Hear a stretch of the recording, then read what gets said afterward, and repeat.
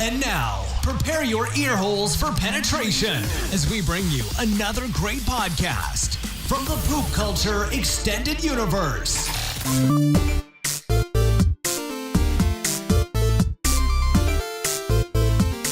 Hey dudes and dudettes, thanks for tuning into this episode of the Be Kind and Rewind podcast, a podcast chock full of everything that is nostalgic about the 80s, 90s, and more. I'm your host, Carlos. This episode, we're calling Rimshot and the gang to get into everything Ernest P. Worrell. You know what I mean? Joining me are a couple Ernest aficionados who host their own podcast dedicated to the legend himself. So I welcome Dustin and Jason from The Importance of Seeing Ernest podcast to the show.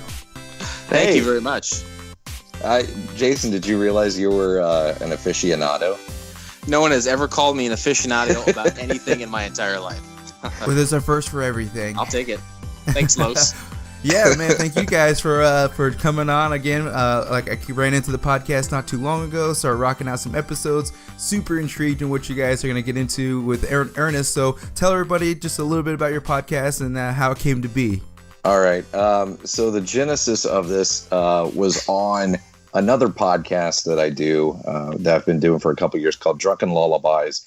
And it was Jason and I and another friend of ours just doing a 3-man episode. Mm-hmm. And our friend had been trying to expand his vocabulary, and he was making it a rule to use a new word every day. The word that day was earnestly. And he used it and said he did something earnestly. Of course, without missing a beat, I break into the Jim Varney reaction, which, Jason, correct me if I'm wrong, devolved into about 10 minutes of Ernest impressions. Yeah, I think that awakened something inside of us for better or worse. And we just took every childhood instinct we had of the word earnest and just it turned into, just a debauchery, I guess would be the best word for it. Yeah, like an earnest enlightenment. Yeah. So then I come up with the brilliant idea, because I don't have enough podcasts I'm already doing, that I wanted to do a show specifically about Ernest. And our friend Kevin, who was the one using the word, couldn't do it. So we recruited my former roommate and an old friend of Jason's from way back in the day. And the three of us developed this show where every month we sit down and we watch a different Ernest movie. We're watching them chronologically. And we started with the commercial compilations and we're working our way to, Ernest in the Army. It's going to take us about 1.5 years because we're only doing one a month. It's a good pace. You got to pace yourself with Ernest. Exactly. Yeah, too much Ernest at once, I think, will give you indigestion. It's a labor of love, and it's a limited run series. Yeah, I mean, and you have so many different, types of media to watch them through. You can watch them through TV show. You have the commercial, like you said, the commercials, the movies, and so yeah, you have quite the plethora of things to go through. It's really a unique thing. Like if you think about popular people in commercials today, which is where Jim Varney got his start as this character. It's almost like saying Flo from the Progressive commercials. Like if she started making movies, or it's something. Right. Yeah, you're right. That's a great analogy. Yeah, hey man, Uncle Drew has done that before. It's such a weird, bizarre thing. I think the closest thing I can remember in recent history is the Geico Cavemen. Remember they had a TV show for a hot minute? Oh yeah, I think it was like 3 episodes before they shut it down. Right, but no one else can boast this kind of cross-media success as this character, Ernest P. Worrell. So it's a very interesting case.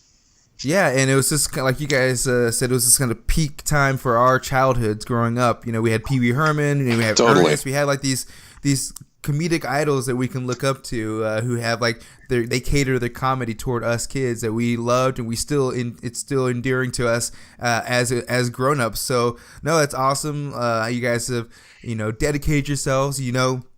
What the timeline is, you have the light at the end of the tunnel situation, so there's an end. I had to promise that to Jason. I'm sure that was in the contract. I think I really put our friendship on the line when I recruited him into this journey. He is not the earnest fanatic that I grew up being, but I love his sense of humor, and I just honestly wanted an excuse for him and I to do a show together every month. And that's what it was for me too. Yeah, it was Yeah. a chance to work a little bit closer with Dustin on something in a kind of a silly little bit that started on one of his other shows, and it just turned into something fun. And to have Derek on board too was just a great chance to schedule hangouts once a month.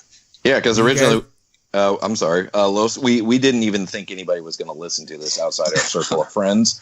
And what's been crazy is since we started, we've done 3 episodes so far. We're getting ready to record our 4th, but I'm already Facebook friends with no less than 5 people that were directly involved in the making of some of these movies now. I've been talking with his writing staff and people that spoke at his funeral, and that just blows my mind that we're just 3 jackasses from Central Illinois talking about kids movies, and it's turned into something totally different. Yeah, that's awesome. Yeah, that's I think when I did the video that you guys has seen about Jim Varney, his I think his nephew who wrote a book, or I can't remember Justin. which book it was. Yep. Yeah. He had reached out to me, thanked me for doing the video and everything, and it's just like you said, it was awesome just to like have that connection, like just be like, and let them know, like, thank you, like, I wish I could tell Jim personally thank you for the entertainment and making my childhood that much better. So yeah, that's I assume for you guys is just as much, and you've seen with like any post with Ernest, like you get a crazy reaction for people you don't even think about. Right. You're not even expecting it. Like with the Twitter poll we did, and then some of the Twitter shout outs, it just kind of blew up, and people just come out of the woodwork when Ernest is mentioned. Yep. Definitely. Totally. So yeah, well then we'll get all that plugged up later, so everyone knows where to find you guys. Start subscribing, start listening to the podcast. Start Appreciate it. Into those episodes for sure. But we're just gonna jump into everything Ernest, like we were talking about earlier. Yeah, you guys had mentioned that one of the first things that Ernest had started out in was the commercials. Hey Vern, hey Vern, hey Vern, hey Vern, hey Vern, hey Vern, hey Vern, hey Vern, hey Vern, hey Vern. Know what I mean? Back in the day, 1980, all the way back in 1980, first commercial with Ernest advertised the Dallas Cowboy cheerleaders at the Beach Bend Park. Yeah, so an amusement park located near Bowling Green, Kentucky. But after that point, it was the characters franchise, and we started seeing them all over the country for all kinds of different products. Did you guys get to enjoy the actual commercials, or were those like an afterthought? You had to look at the videos later. Oh, that was episode 1. I owned these commercial compilations on VHS as a kid, and that's actually the episode that we're recording next in a couple days, and that will be our episode for June. It is the Hey Vern Win $10,000 video, nice. which was rebranded as Greatest Hits Volume 2, and it's another commercial compilation. But there was a competition originally where you had to count the number of Verns and the Know What I Means and a bunch of other things. And if you got the right amount, you could win $10,000. Obviously, it's like counting the jelly beans, the amount of jelly beans in the jar. Yeah. Well, we actually already have our own Vern count going on before I even knew this existed. And Derek and Jason have an ongoing bet month to month. They have to guess how many Verns are in each program, and I have the responsibility of tallying this total. And whoever comes up on the short end of the stick by the end of the series has to do a punishment. And I think what did we even decide on? Like drinking a 5-year-old beer or something like that? Yeah, I found a beer at a garage sale for like 75 cents, and it was very old. And what you should do is have the loser have to eat each product that Ernest some of that cottage cheese from the 80s. The cottage cheese, the old Mountain Dews. Oh yeah, the Trouth juice, Trouth fruit drink. I don't know about that. Yeah. So yeah, that's what we've been doing. Jason is up 2-0, so right now he's got a comfortable lead. Now, did you guys also enjoy those live as kids? Did you see those commercials like before Saturday morning cartoons and all that good stuff? I can only speak for myself, but I'm pretty sure we weren't in a market that ran those. I think Central Illinois kind of missed that boat.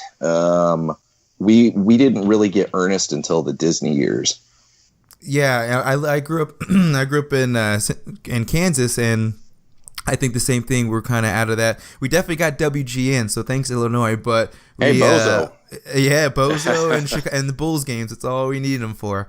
But we didn't get the. We were the same thing. We're at the market. It was kind of more like right when he had his show is when we started getting like they would do like those featurettes like in between or bumpers. They started showing, you know, Ernest used to do this kind of a thing. Like, oh, okay, and this is like that's kind of how we got introduced. But no, I didn't get to enjoy like the organic like the beginnings of Ernest being doing the commercials with basically any and every product. Oh, for sure.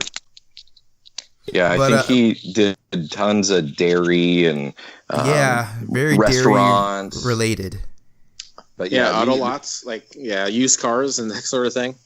Yeah, for like opening of like a grand openings of stuff, they'd have Ernest come in and draw the crowd. So I mean, like you guys said, it's like the equivalent if Flo were to come in town. I'm sure she could draw a crowd of some people to come check out maybe an opening of a bakery or something. Who knows? But Lois, has Flo ever been scared stupid? You think? I don't think so. I don't think she can stand up to Trantor the way that Ernest does. Yeah, stay tuned for a Flowcast in a decade. Who knows? It could happen. So like we said, Ernest got his big start in the commercials. Unfortunately, we weren't the market, but we got to at least see them after the fact, and we'll definitely tune in where you guys are going to get into those a little more detail. But it definitely spawned some more opportunities for Ernest, moved him over into a TV show. Hey Vern, it's Ernest. You know, Vern, a recipe is only as good as its ingredients. You can't afford to skimp on your ingredients and expect to win a blue ribbon. Case in point, notice how they stack the cans of fruit at the grocery store? Your average run-of-the-mill bargain shopper would take the top can thinking they're all the same. That's what they want you to think, Vern. But a master shopper like Ernest P. Worrell knows that the good ones are on the bottom. Never send a man to do a boy's job.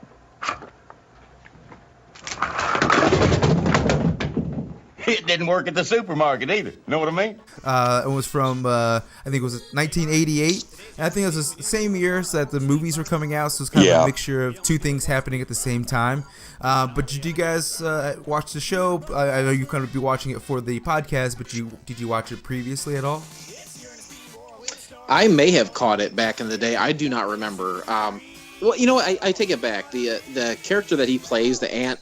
What's the aunt's name? The Aunt Nelda. It is that to me is terrifying. I don't know about you guys, but I think I remember seeing that on Saturday mornings, and I was just kind of like, I don't know what this is.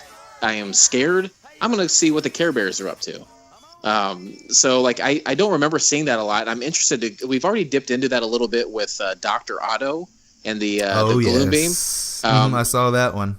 Oh my God, I'm so sorry. So we're gonna dip back into that character a little bit more when the TV show's back around, and so I'm excited to get into that. But besides the TV, little bits of the TV show and some of the movies, I didn't have a ton of experience with Ernest. I definitely knew who he was, though.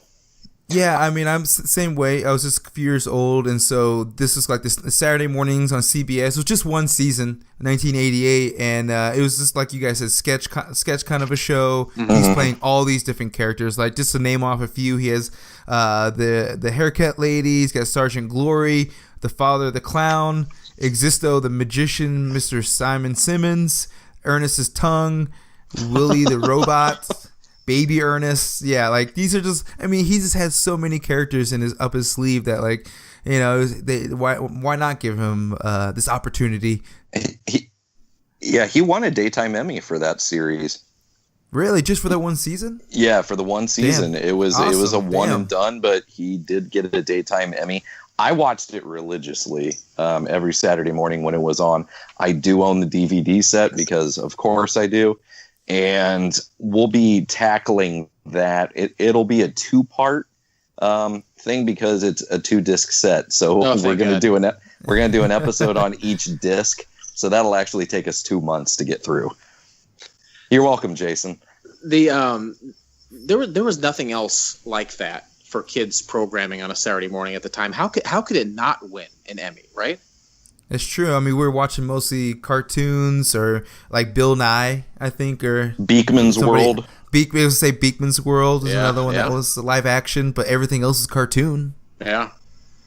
So yeah, it was a nice, like you guys said, it was a different angle, different thing for us kids to enjoy for that Saturday morning cartoons. But yeah, it's unfortunate it was just one season. I couldn't remember. Was Bobby and Chuck and Bobby in the series? Yes. Okay. Well, Chuck was, but he did other characters as well. Okay. Like he did this guy that would do sound effects. He was great. I loved him. I loved that duo as well. But Chuck and Bobby are in it, and they have their own repeating bits. Because I love Chuck and Bobby too. They're great. And they had similar origins to Ernest. They're doing the commercials as a duo, and I think it was more for maybe more for restaurants. I couldn't remember what their thing. They probably did everything, but that was how they got into movies and commercials and things like that. Carden and Cherry, the same company that developed the Ernest character, was in charge of the Chuck and Bobby characters as well. So it totally makes sense that they put them together in the Ernest movies and whatnot. And so this company you're talking about, are they like an agency or a management company? What are they in advertising firm, right? Yeah. Okay. Yep. And they're out of Nashville, and they came up with this character, and Jim Varney had worked with them before doing the Sergeant Glory character for another commercial, and then they're the ones that booked him for that theme park ad with the Dallas Cowboy cheerleaders. And they knew Jim from in the past and thought he'd be good to play this annoying neighbor type character, and the rest is history. Really? That's awesome. Yeah, I was just always wondered how those things kind of come to fruition. And like you said, with Chuck and Bobby having their same origins in commercials, and then Ernest is getting snagged, especially this advertisement company. Who would have thought that an advertisement company would be the ones who catapult these guys into the stardom that they were, especially with those kids growing up. So yeah, that's just that's awesome to hear. Does that company, do they do any other actors or characters outside of those guys? I don't think so. I think those were pretty much their biggest successes. They did, represent some other companies and stuff, just mostly in the Nashville area. But and I wonder how common that is, or maybe how often, like if it died off, that type of that type of development. But yeah, it's a very unique way to get a character out into the world. But yeah, they did. I think that success is I haven't seen it replicated since. I can't think of an example. Yeah, I mean they tried, like you said, with the Caveman, and Flo is the best example at this point. If they were to, but at this point it'd be like, I don't know, they wouldn't be able to make the type of like I wouldn't think franchise series like they do with the Ernest. It'd be like a one-off, like, I don't know, YouTube movie that's kind of it's all tongue-in-cheek type of situation. Right. I don't know, but yeah, I can't think of a great example nowadays that would fit into the same shoes that Ernest did. So, but yeah, the show for the one season had all these characters out of Ernest's little bag there, and the one season he got the Emmy. So like that's awesome stuff I didn't know about as well. So we'll have to see those episodes when you guys get into those more. See which if you can last through the double disc set. I think it'll be in the fall. Yeah, it's going to be a little while. You brace yourself. You got time to mentally prepare. Prepare. Well, then we'll go on to other things, of course, that Ernest did during the show and after. He had the first run for the first movie, Ernest Goes to Camp, in 1987. Ernest P. Worrell, camp counselor. An extraordinary thing to witness.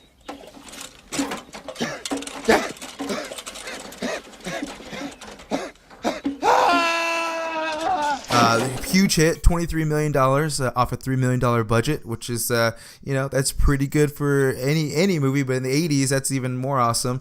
Barney himself, some trivia: he sang the "Gee, I'm Glad It's Raining" in one single take. Reportedly, after performing the song, there wasn't a single dry eye on the set. Yeah, Derek has actually already mentioned this on the show a couple times. When we get to that scene, he's already expecting to be a teary-eyed man for sure. And I guess Jim Henson has an uncredited cameo. Did he mention that as well as one of Crater's miners? Yeah, I read that on IMDb too. I haven't paid too close attention in the background, but I mean, I can't say I wouldn't believe it. He's the guy holding the Kermit the Frog puppet. That's right, right. With the hard hat. Yeah. that's him right there. But yeah, Ernest Goes to Camp. Definitely, out of all of them, I feel like this one really like just kind of holds true to me the longest. It's because I love summer camp shit. So whenever any movie or any TV show has anything to do with summer camp, I'm in all the way. It was Ernest, so of course it's a 2-for-1. And then it's just like the shenanigans between the kids who were like the straight shooters, and then the badass kids coming in to wreck shit up. So you're just like, I loved it. It just had a great, and then the commentary with the whole land situation with the construction company. So I remember enjoying this movie like throughout the years and never getting tired of it, as though there are a couple of Ernest movies that can kind of fade away a little quicker, but this one sticks around longer. Yeah, I rewatched it actually last week because it was the anniversary of it coming out theatrically. I think it was 30-year anniversary. I can't remember. 30, yeah, we're getting up there. But somewhere around there. I mean, it has parachuting turtles. It has, Adler has the band, the Turtles. Yeah, exactly. It's got Lyle Alzado. It has anything and everything 80s in it. It's a tour de force for sure. Definitely. And the running the golf cart gag always gets me every time. Oh yeah, constantly on the run. And what's funny is since that's the first like true Ernest movie, is if you go back and watch the commercials, you will see a lot of familiar bits get played up in the movie. And it's like, oh, okay, so that's where that came from. And, they just worked some of the best gags into the movie to reuse again, much like they did in the commercials. We'll have to check out the commercials and do a play-by-play. Exactly. See which ones are coming up. So, yeah. Next one was Ernest Saves Christmas in 88. So they're starting to pump them out back-to-back. Ho, ho, ho, Vern. Merry I thought you said this Vern was a friend of yours. Oh, Vern's just like that. He'll do anything for a laugh. Come on. Another IMDb. They said this one was the only film to not have a villain, which wasn't that girl technically the villain because she stole Santa Claus's bag? She's being a bitch about it. Yeah, I guess in a way she could be the villain, but yeah, you're right. I never really thought about that. She starts out fine, but then she has a crisis of faith or something, and it all gets resolved nicely by the end of the movie. Yeah, totally. It's just a fun holiday movie that is a classic in my household. Yeah, me too. I mean, granted, they filmed the entire movie in like Florida and Orlando or something like that, but they made it look very Christmassy. They did a great job. Movie magic. Let's see. So the next one after Ernest Goes Christmas, we had Ernest Goes to Jail. Listen, little man, you've pushed me as far as you're going to. I've got some big things riding, and if you know what's good for you, you'll play ball. Oh, great. What position? You do like we say, or Lyle here, or break your back. Like that. Well, then he'll just have to break my back like that thing you guys did. Real men are not intimidated by physical threats against their personal selves, and ironically, neither am I. Which is actually another one up there for me. This was the last movie to have the character Chuck. For whatever reason, the actor I don't know if you know why he stepped away from the character or from doing the Ernest movies. I am unsure at this point, but you can bet I will be doing a lot of research on the subject when we get to that episode, so I may have an answer in a few months. But as of this point, I don't. Yeah, they had him. This is the last one, and then I think Ernest Scared Stupid is when we saw The Replacement. Yeah, he wasn't as good. Tom, I think is what they called him. So that was the other guy. Yeah, and it was obviously as a kid, you're like, they don't think I'm not going to notice this shit. Yeah, it's just not the same. We want Chuck back.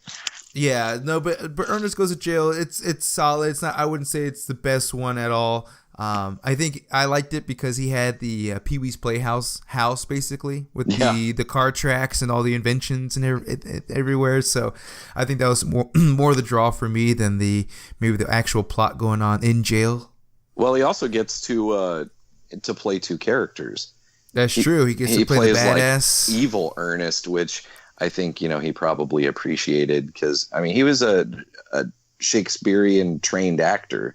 So he just kind of got stuck in this role as this slapstick goofball, but the dude had some chops. So he always appreciated being able to kind of play different characters and show what he could do. This bad Ernest, is this kind of widely recognized as the sexy Ernest? I think so. It's like this Stefan Urkel of the Ernest world. Right. Stefan Urkel, yeah. No doubt. Yeah, definitely. I mean, the most memorable scene for me is the court scene with the pen. Oh, of course. Yeah, everybody sees gifs of that still on Twitter. I mean, every time I would chew pens in high school, the exact ones, I feared for my life that was going to happen. I'm like, just quit chewing on it, man. Get over your OCD, get it out. So, yeah, Ernest Goes to Jail, definitely a classic. Not, like I said, the best, but it's up there for sure. The next one, though, is definitely, it's toe-to-toe with the Ernest Goes to Jail, or Goes to Camp, is Ernest Scared Stupid. Tom Bobby, help! You're gonna pay for the sins of your forefathers. I didn't have forefathers. I just had one father, and I didn't know him that well. How about a bumper sandwich, booger lips? And good old 1991, I was rocking out first grade at this point. What grades were you guys in at this point? Jason and I are the same age, and where would that put us? Like fourth grade, maybe? Third, fourth grade? Yeah. So ultimate elementary school, like checking under the bed all the time, that kind of good stuff. And seeing this goddamn troll Trantor, just it threw my whole world off for months. It's scary as shit as an adult to look at. Yeah, I have to watch it with somebody. I can't watch Trantor by myself. Dustin, would you say that this kind of rounds out like the classic, like this? Exactly. This marks the classic. Yeah. It's the end of the Disney contract, and it's what I call the golden era of Ernest. It was the last. I think everyone calls it that. Isn't it widely renowned as that? Yeah, it's just those four movies that everybody loves, and then we move into straight to video classic territory, which there's still some lovable content in there, but it's not quite the same. I'll be honest. Right. I missed some of these on their initial release, and I've had to go back and watch some. And there's even a couple I have not watched, and I'm saving them for the show. So I'm going to enjoy them. Yeah, I'm on the same boat. Like you guys said, it was the golden era. It was the last theatrically released movie for Ernest, and so they went straight to direct to video. A lot of the reason, like you said, obviously for the contract coming up, but many people agree that the troll is too scary for kids, so like they just need to just end it there. They've done too much. It's ready to move on to something else. But I would still have nightmares about this troll. Thank God Rimshot was there to save the day for most of the movie. Got to get that Miak. I still reference Miak most of the time, and it's less and less people are getting the reference. It's sad. I think Jason doesn't get the reference, but he will. You'll get it. You'll get it. Yeah. You'll get it. So we'll round it off. We'll go a couple more movies, and then we're gonna get into some of the other things here. Ernest Rides Again in 1993. Bet it would make a swell boomerang. It'll be just the weapon we need when our mates are thrashing about in the water, trying to keep away from the bright white shark. This is when I kind of fell off. I wasn't watching it anymore. It was actually, they say this one was the final one to be released theatrically. The rest of the series went to the DVD or VHS. I didn't watch it. Have you guys watched it for the show, or have you seen it previously? I don't think I've seen it. Yeah, I was going to say, I can guarantee Jason hasn't seen it. I have watched it once. I will be watching it a second time in, probably 8 months or so. But yeah, it's not very high on the rewatchable scale for me, but we're still going to cover it. Yeah, I mean, you got obligations, but right. I understand. It's like as a 93, I was in like third, fourth grade, and I think I was super into Power Rangers at that point. So I was just like, Ernest, thanks, man, but I'm gonna move on to this other stuff here.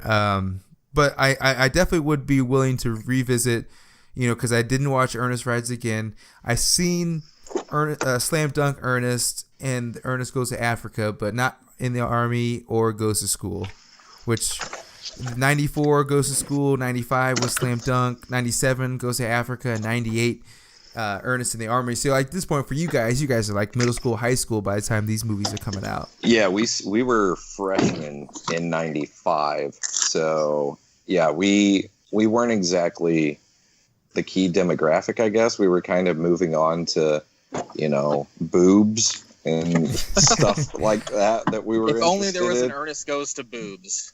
Boobs and not dancing too close at dances, you know, that kind of stuff. So, I was getting more into music and, that kind of stuff. And unfortunately, I still had a soft spot for the classic movies, but I just wasn't keeping up with the new material.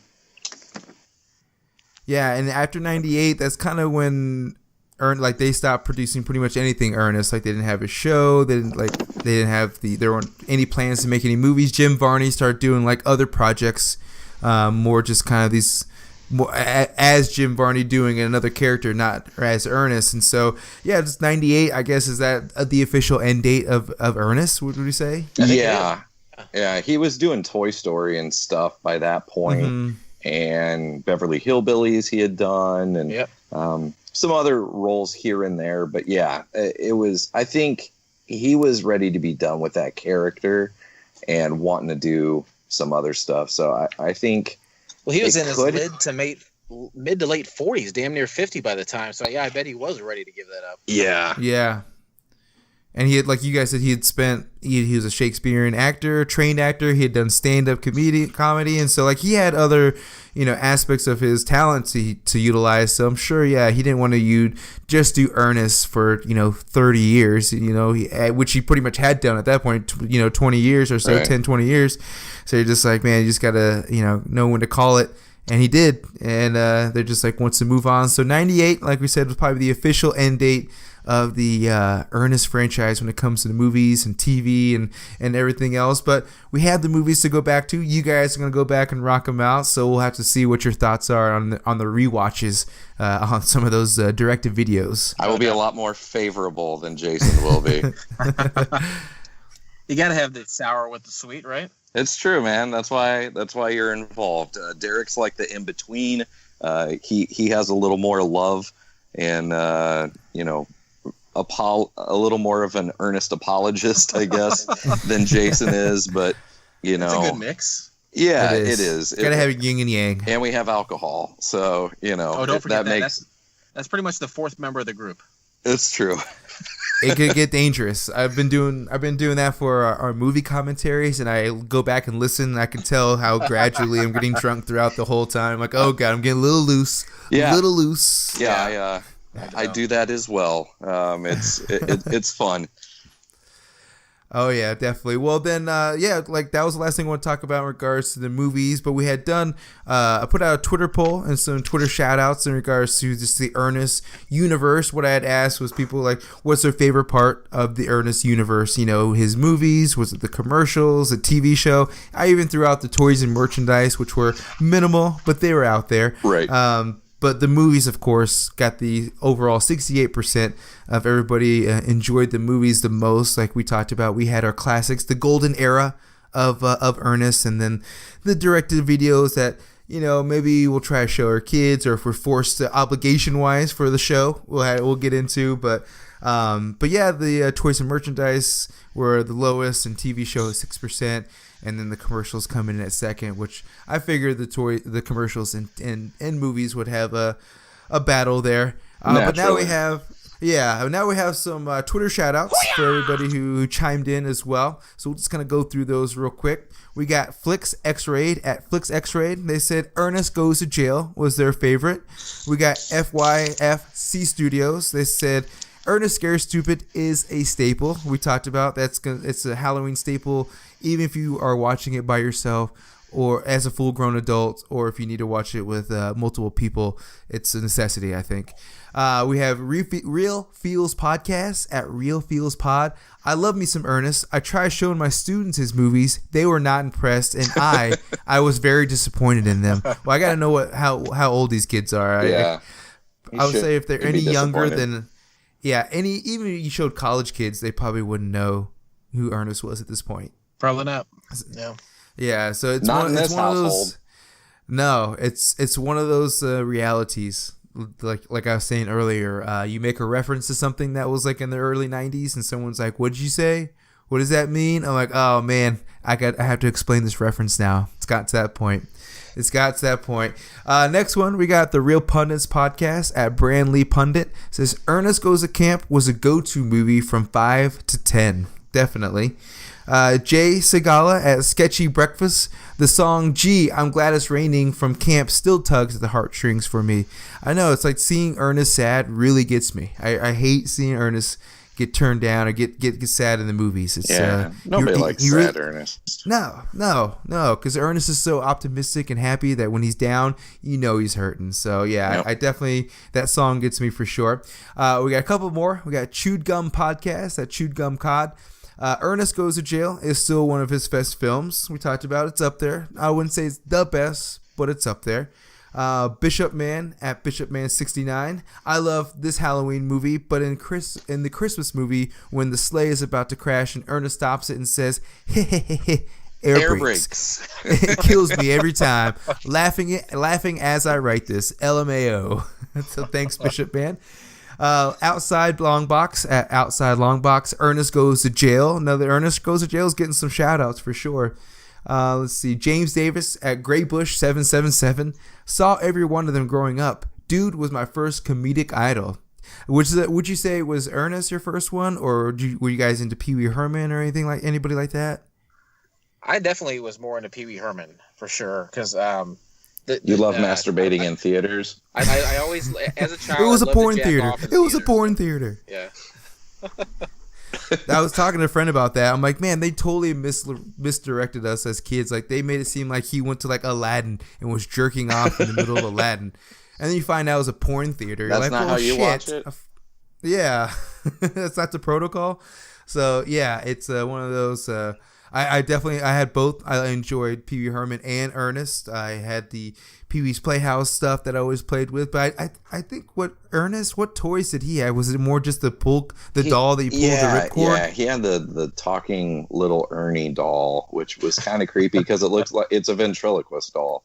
It is weird. Yeah, and it's a huge head. It's featured heavily in Hey Vern, It's Ernest. Otherwise, they just had T-shirts and stickers and books. That was really about it. But yeah, much like Jason, I mean, I was a big Pee Wee Herman fan too.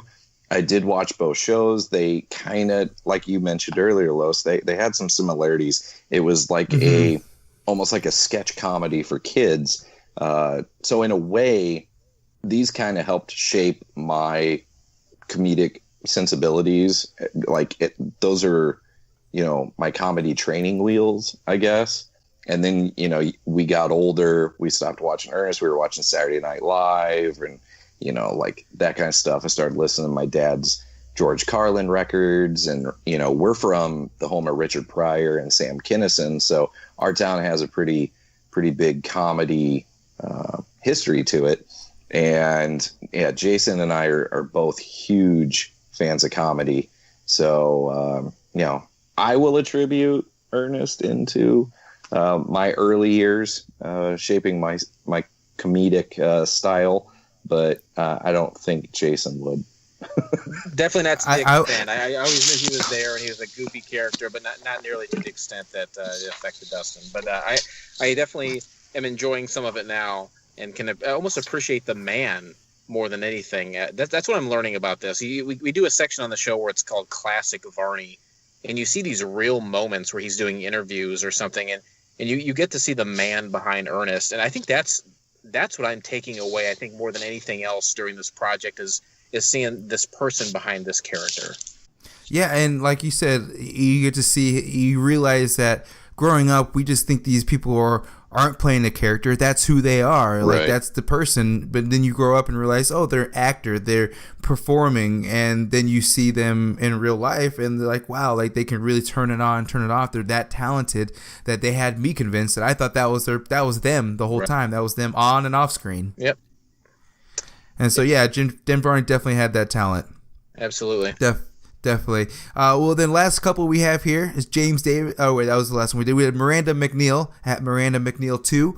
My favorite movie of Ernest was Ernest Goes to Jail. Another Ernest Goes to Jail shout out. And then last one, we have Steven Steele at 75_Steven. His sister was my neighbor when I was a kid. She lived behind us. She was in a wheelchair due to muscular I don't know what that word is. I'm not going to say it. Her name was Shirley Varney, and she looked just like Jim. So, oh, cool. Yeah, so that's something to actually live next door to a Varney. Yeah, I think I'd asked him if Jim ever came by, but I don't think I got a response. So, Steven, we're hanging in the balance. Let us know, man. Give us some more details on that. But thanks for everybody for. Yeah, Steven, quit holding out. Come on, buddy. But other than that, man, everybody, thanks for the shout-outs, the Twitter shout-outs. But now we've come to the part of the podcast we've all been waiting for.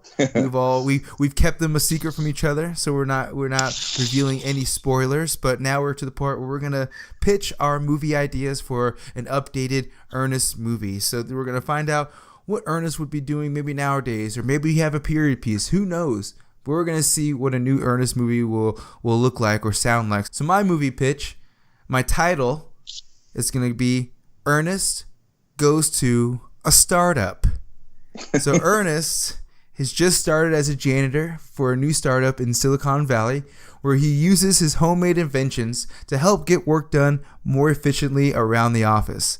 So one night, after hours, he stumbles into an emergency board meeting where all the board members are freaking out because the company is on the verge of bankruptcy, because that's what most startups do. They start up and then they go bankrupt. So unless they figure out a way to pivot the company to a new product, and no, this is not an episode of Silicon Valley, and Ernest quietly interrupts the meeting by offering up his inventions that he uses, at the startup to have them sell and make some money off them. Well, some of the members, including the CEO, laugh at Ernest insultingly, and he sheepishly walks away. This is when we get the tears for the audience. So he sheepishly walks away and finishes his duties for the night and goes home.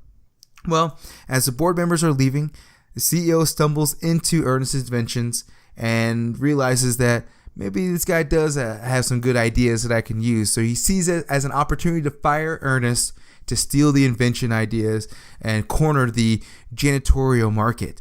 So the next day, basically, he's going to fire Ernest, and they've basically already begun to reverse engineer all of Ernest's inventions to make them more sleeker so they can sell them in the open market without telling Ernest.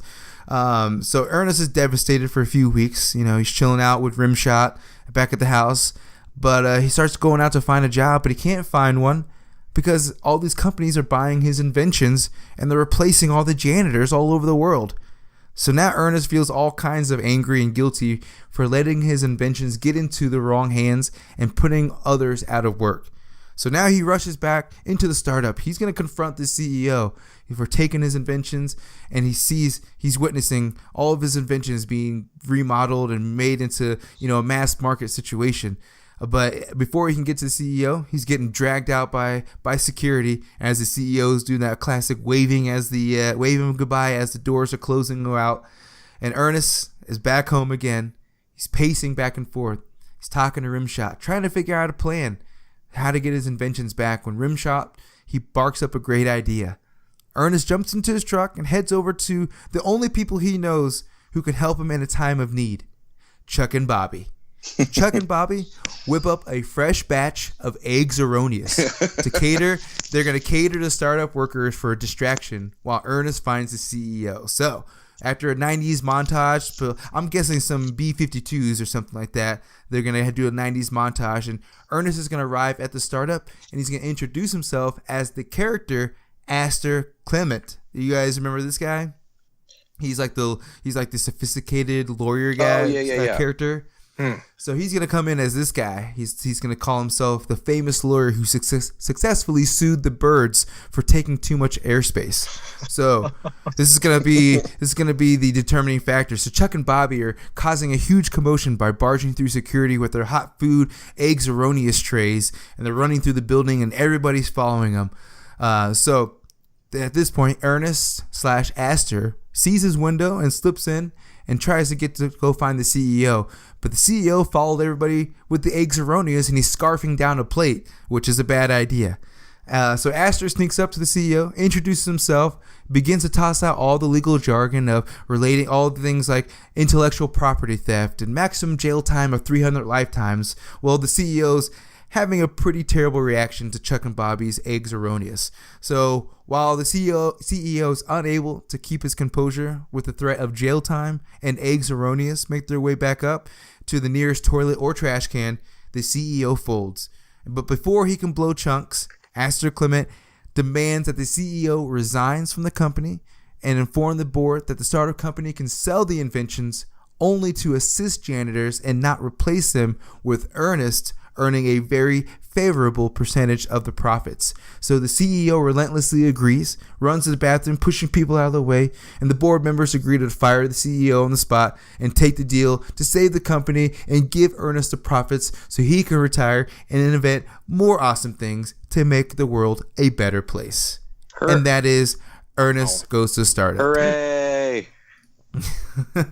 That's so yeah, that's pretty good. You know, my version takes a much darker turn, but I can't wait. And but comedy is so tough to write. It sounds like there was like a ton of opportunity to plug in, you know, humorous things in your story. That's great. Good job.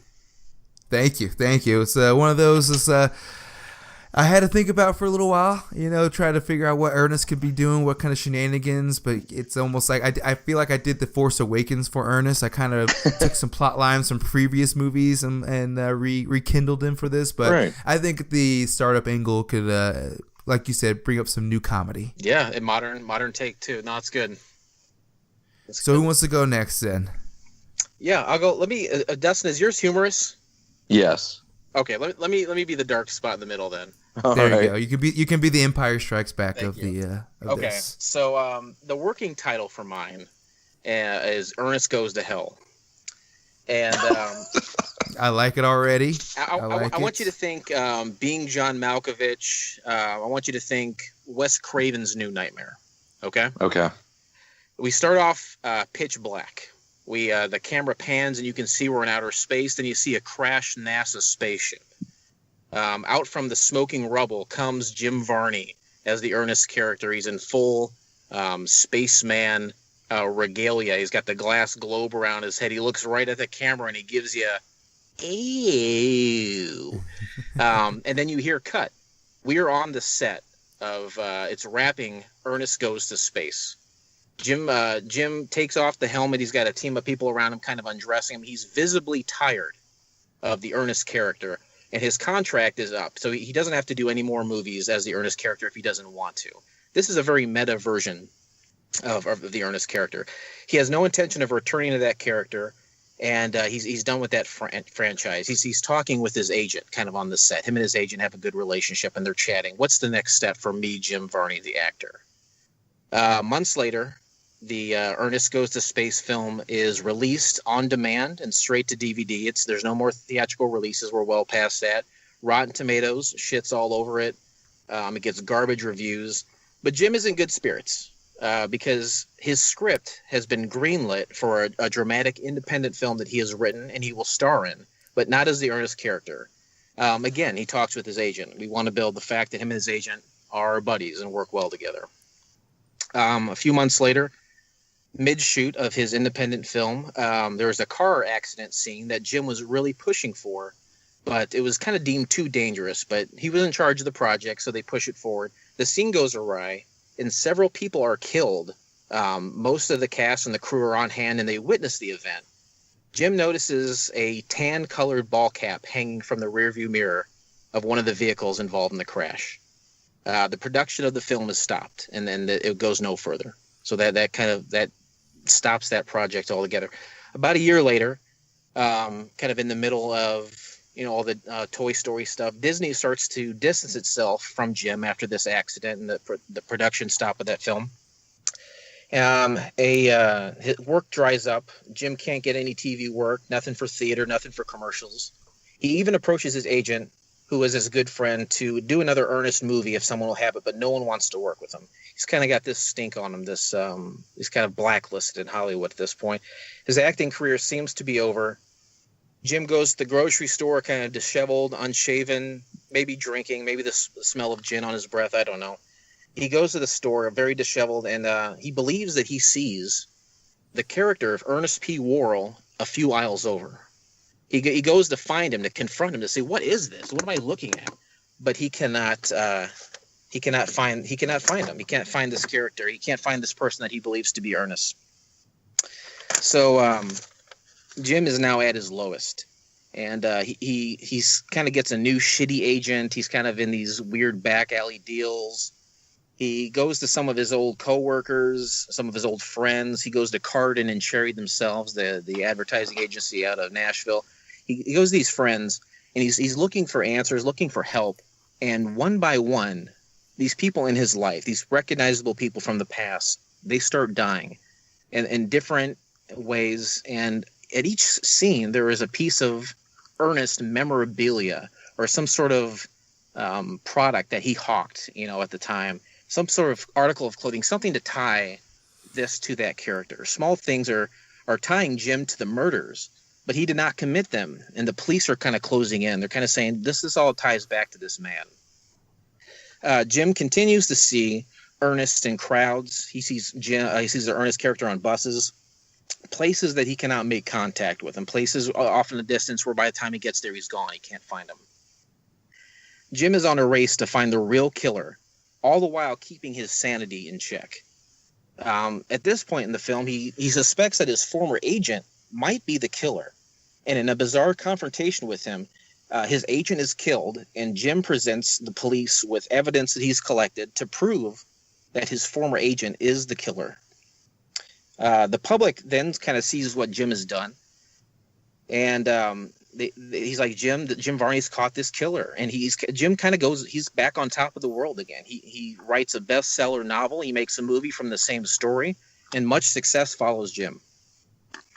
At the end of a long night of partying in Hollywood, Jim returns home, and the camera reveals that in fact Jim was responsible for everything.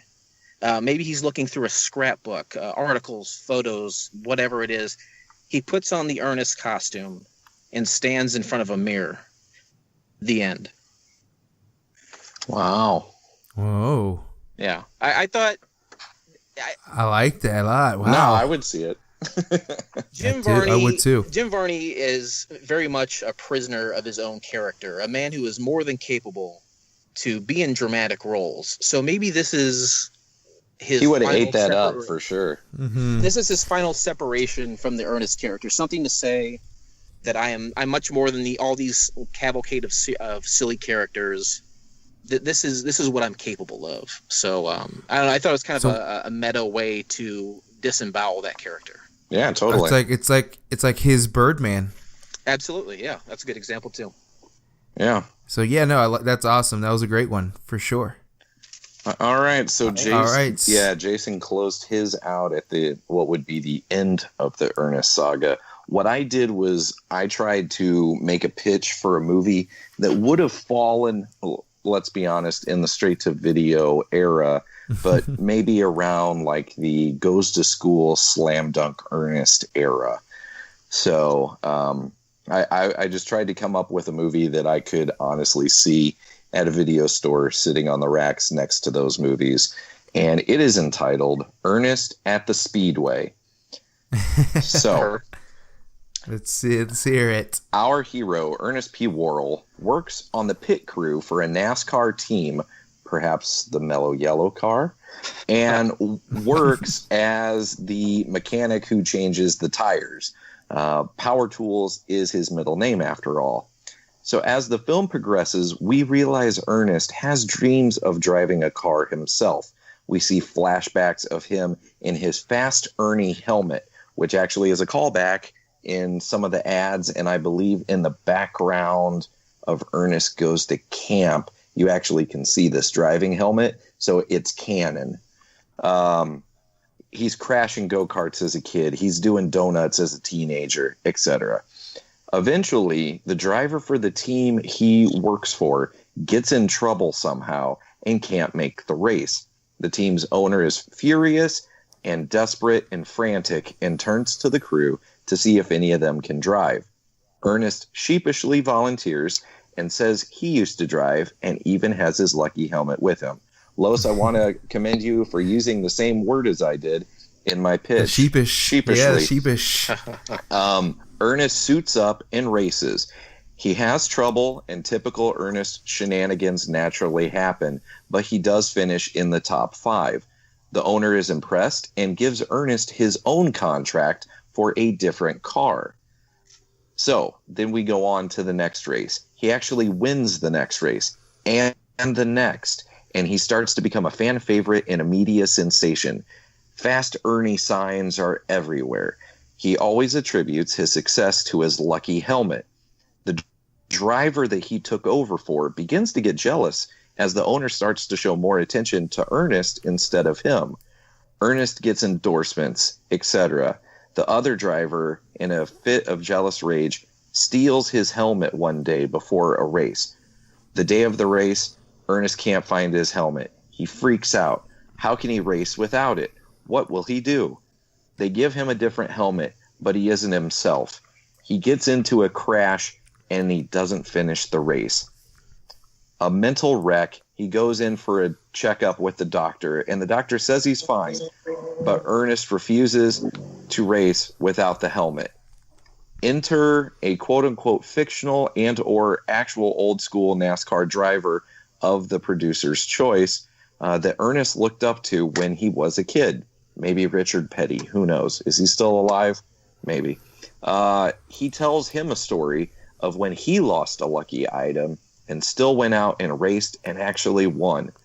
After his pep talk, he gives Ernest a new and improved Fast Ernie helmet. The next race is at the Indianapolis Speedway, which ironically is where Jim Varney and the Ernest character first made their impression on the Disney folks. So it's a little wink and a nod to the origins of Ernest. And with callback, very nice. Exactly. And with his new helmet, he's confident and ready to go. Now, the bad guy driver is annoyed but determined to knock Ernest out of the race.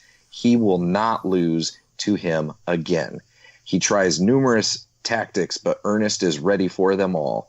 On the last 2 laps, he finds himself trailing the bad guy for the lead.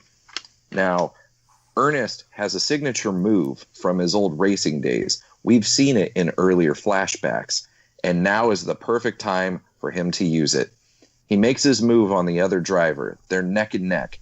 Going into the straightaway, the bad guy hits Ernest's car, causing him to spin. However, Ernest's car spins circles at such a rapid pace, he passes the bad guy's car and crosses the finish line in a fury and flurry of circles.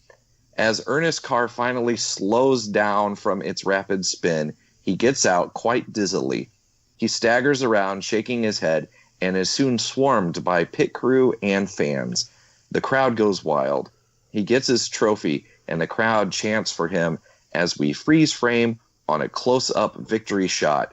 Ernest, smiling, holding up his helmet. Fade to black. Cue badass guitar rock song on the credits. I love it. Well done. Yeah. No, we have I love the array that we have. We have the mine's more of the straight line standard Ernest comedy. Then we have the thriller with the racing, and then we have more of the dark tone. So I like them all. Yeah. I think we did a great job. Hopefully the listeners are satisfied. Hopefully their imaginations ran wild with some of the stories we were giving them here. I can tell you for sure there's no other podcast out there where you will get 3 Ernest movie pitches. So if they're complaining, then that's on them. No, I don't think so. I think we got 3 solid ones. Like I said, all well thought out, meticulous. You guys had some great plot lines in yours. The callbacks, I like the callbacks you had in there, the little wink wink. So yeah, I think we all had some great examples, and I think that if Hollywood was looking to make a new Ernest, I think we had 3 solid choices they could pick from exactly to get that reboot going. So yeah, guys, that was pretty much everything I wanted to go over. I wanted to get into everything Ernest because I knew you guys would love to get into that, and then wanted to just kind of see what these movie pitches might take us. I'm glad our fears weren't come to fruition, that we thought we'd have the exact same stories. We definitely did not. Yeah, that was great. We were successful there. 3 very different stories, which were all great. So, but like I said, I can't thank you guys enough for taking the time to be on the podcast. Let the listeners know where they can find you guys online to subscribe and follow your podcast. Sure. Well, since we kind of found each other on Twitter, that makes sense to be our first plug. You can find us at Seeing Ernest, SeeingErnest, and that's also where you can find us on Facebook. Our email, if you want to shoot us a message, we love reading fan feedback and just Ernest memories and stories from, we call our regular listeners the Vernonites, like they're a religious cult. So you can shoot your emails to seeingernest@gmail.com. But yeah, we have new episodes on the 15th of every month. Jim Varney was born on the 15th, so we decided that would be the day we would release our episodes every month. So it's a lot of fun. We always pin our most recent episode to the top of our Twitter feed, so feel free to check it out. Los, I want to thank you for reaching out to us. It was of course a big surprise, and very cool that you wanted to chat Ernest with us. Yeah, man. Like I said, came across the podcast, and of course, me being a fan of all things nostalgia, I had to get you guys on and pick your brains on your expertise when it comes to all things Ernest. So yeah, we'll get all the links plugged in the description so people can start following you guys. Your next episode, you said you guys are doing the commercials. Is that what we're jumping into next? Yeah. Hey Vern, win $10,000. It'll be out. It's episode 4. That'll be out on the 15th of June. You can find that pretty much any podcast app. Just look up The Importance of Seeing Ernest. I don't want to say if you just type in Seeing Ernest, it'll come up, but I mean, let's be honest. How many Ernest podcasts are there? There's not that many. So, you can find us there, and you can hear Jason shit all over another project. You got to have the yin with the yang, It's true. It makes it for that much better conversation. So yeah, we'll definitely, like I said, we'll get everything down below so people can start subscribing and listen to the podcast and start chiming in on all things Ernest. So again, thank you guys for taking the time. But everybody else, thanks for tuning into this episode of the Be Kind and Rewind podcast. Make sure you tune in every Throwback Thursdays for new episodes of the podcast. Subscribe, like, follow, and rate the podcast on iTunes, SoundCloud, iHeartRadio, Spreaker, YouTube, and Poop Culture Podcast Network at poopculture.com. Also, follow the podcast on social media on Twitter, Facebook, and Instagram at Be Kind Rewind Pod for all of your nostalgic needs. So thanks, and be excellent to each other.